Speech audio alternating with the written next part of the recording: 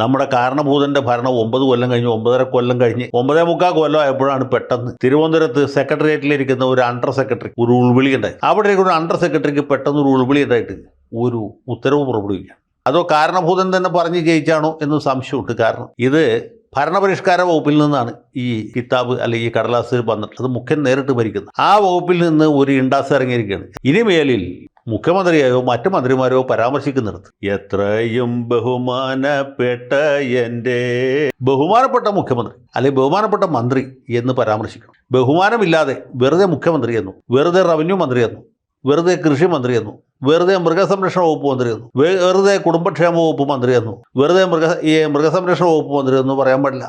ആ മന്ത്രിയെ പറ്റി പറയുമ്പോൾ ബഹുമാനപ്പെട്ട ആ ചേർക്കണം. ഇപ്പം ചിഞ്ചു റാണി എന്ന് പറഞ്ഞൊരു മന്ത്രി, അവരെ കുറിച്ച് ആളുകൾക്ക് ബഹുമാനം കുറഞ്ഞു പോയോ എന്ന് ഇപ്പോൾ സർക്കാരിന് സംശയമൊന്നുണ്ട്.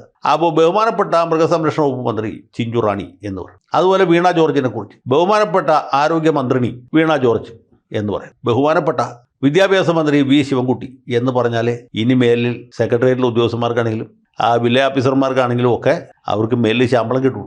ഈ ബഹുമാനം എന്ന് പറയുന്നത് കാശ് കൊടുത്ത് മേടിക്കാൻ കിട്ടുന്ന കാര്യമാണ്. ആളുകളുടെ ഉള്ളിൽ നിന്ന് സ്വയമേവ ഉണ്ടായി വരേണ്ട ഒരു കാര്യം. ഇപ്പം ഞാനൊരു മഹാനാണ് എന്ന് എനിക്ക് അഭിപ്രായം പോരാ. ആ മഹാനാണ് എന്ന് തോന്നൽ മറ്റുള്ളവർക്കുണ്ടാകും. അപ്പോഴേ ബഹുമാനിക്കൂ.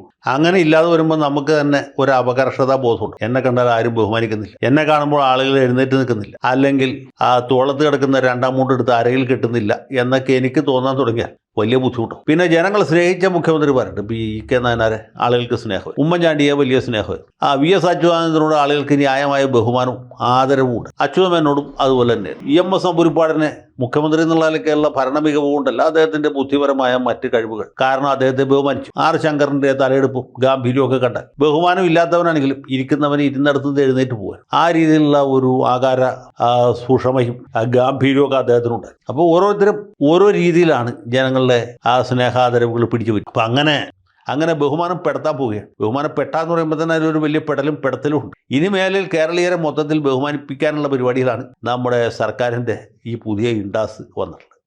അപ്പോൾ ഈ ബഹുമാനപ്പെട്ട മുഖ്യമന്ത്രി എന്ന് വേണം ഇതിന് പറയാനായിട്ട്. അല്ലാതെ പറയുന്നവരുടെ റേഷൻ കാർഡിൽ അരി വെട്ടും, അരിയും കിട്ടില്ല, മണ്ണെണ്ണ കിട്ടില്ല. അതിനിപ്പോൾ വിജയരാഘവൻ വീട്ടിൽ ചെല്ലുമ്പോൾ ബിന്ദുവിനെ ബഹുമാനപ്പെട്ട ബിന്ദു എന്ന് വിളിക്കണം, അല്ലെങ്കിൽ സംഗതി പ്രശ്നവും. കാര്യം പുള്ളി പാർട്ടിയുടെ പോളിറ്റ് ബ്യൂറോ മെമ്പറാണ്, അതിൽ കാര്യമില്ല. ബിന്ദു മന്ത്രിയാണ്, അവിടെയാണ് പ്രശ്നം. മുഖ്യമന്ത്രിയെ പോലെ മഹാനായ ഒരു വ്യക്തിയെക്കുറിച്ച് ബഹുമാനപ്പെട്ട മുഖ്യമന്ത്രി എന്ന് പറഞ്ഞാൽ പോരാ, മുഖ്യമന്ത്രി വാഴ്ത്തപ്പെട്ട മുഖ്യമന്ത്രി എന്നാണെങ്കിൽ കുറച്ചും കൂടി കുഴപ്പമില്ല. അല്ലെങ്കിൽ അന്നദാതാവായ പൊന്നു തമ്പുരാൻ, വഞ്ചി ഭൂപതി, കുലശേഖര കിരീടപതി, മന്നെ സുൽത്താൻ, ഷംഷർ ജഗ് എന്നൊക്കെയുള്ള ചില ടൈറ്റിൽസ് ഉണ്ടായിരുന്നു പണ്ട് നമ്മുടെ തിരുവിതാംകൂർ മഹാരാജ്. അതുപോലെ വല്ലതൊക്കെ ഇദ്ദേഹത്തിന് കൊടുക്കും. അങ്ങനെയുള്ള പൊന്നു തമ്പുരാൻ അല്ലെങ്കിൽ കാണപ്പെട്ട ദൈവം